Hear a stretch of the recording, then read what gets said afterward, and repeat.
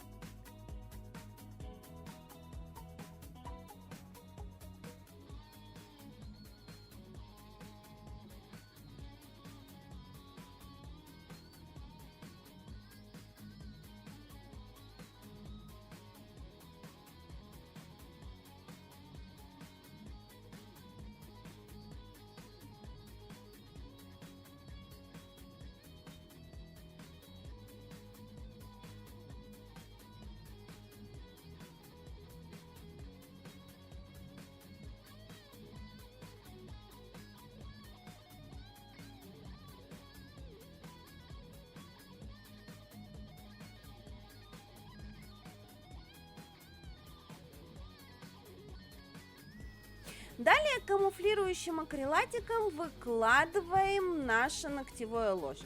Девочки, акрилатик, акригель, полигель – это все один и тот же материал у разных торговых марок, называется он по-разному. Вот этот полигель, непосредственно которым я работаю в данном видео, можно приобрести у нас в магазине по очень приятным ценам. Ссылочку оставлю в описании. При этом ногтевое ложе мы выкладываем в один прием, в один шарик. У нас получается замечательный, красивый полупрозрачный переход в районе кутикулы, потому что в тоненький слой, этот материал имеет очень красивый натуральный полупрозрачный оттенок, и при этом у нас получается очень красивое плотное ногтевое ложе, потому что в более плотный слой этот акрилатик имеет красивенный натуральный плотный цвет. В общем, честно, не могу нарадоваться на этот материал, он мне безумно нравится, в работе очень удобен, в носке показал себя просто великолепно. При выкладке же ногтевого ложа наша задача основная проследить за тем, чтобы высоты материала у нас было полностью как на готовый ноготочек. То есть нам нужно уже сделать таким образом, чтобы ничем ногтевое ложе нам докладывать не нужно было. В случае с материалами средней вязкости это делается в два этапа, то есть сначала гелем с желе мы выкладываем непосредственно язычок, а потом гелем средней вязкости поднимаем основную высоту. Здесь же можно сделать это все в один присест, при этом за минуту даже в такую толщину материал просыхает полностью без каких-либо проблем.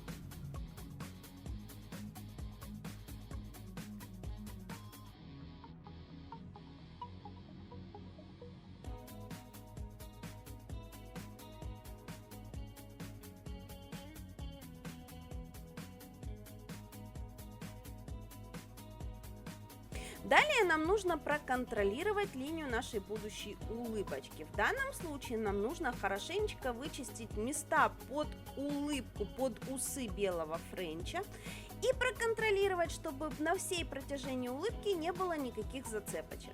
Сначала фрезером мы убираем излишки материала, а потом пилочкой контролируем, чтобы у нас не получилось уголочков после фрезера.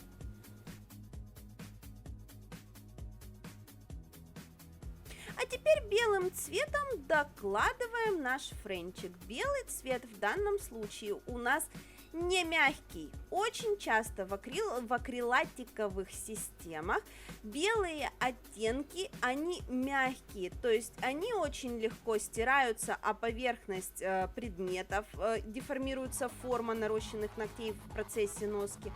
Они могут гнуться на такой длине, при этом это действительно большая проблема, когда на такой длине начинает гнуться белый кончик, это бесит неимоверно.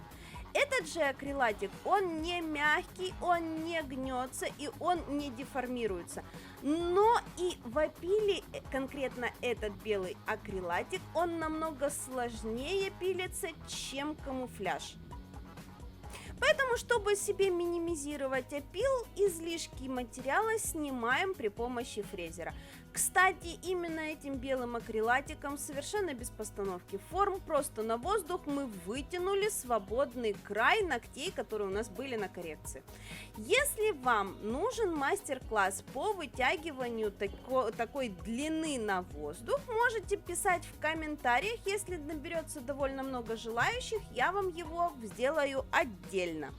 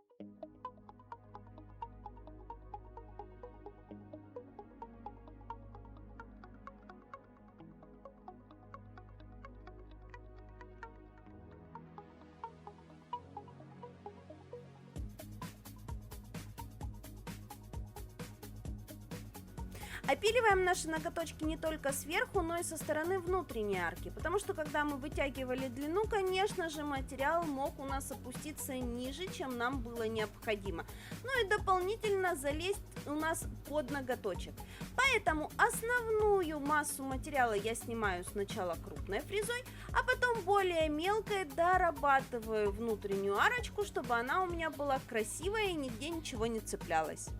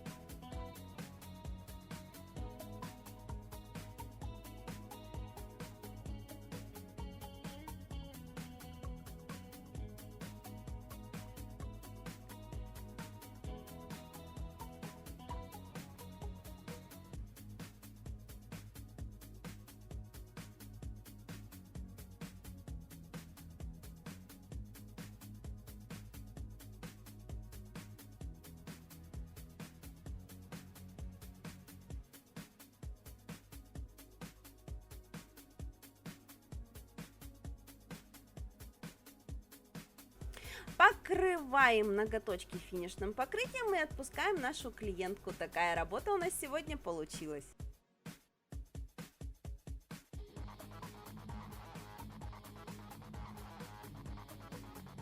Итак, вот такая вот работа у нас сегодня получилась. Если бы мы не знали, что некоторые ногти из них нарощенные заново, а какие-то откорректированные, то отличить одни от других практически невозможно.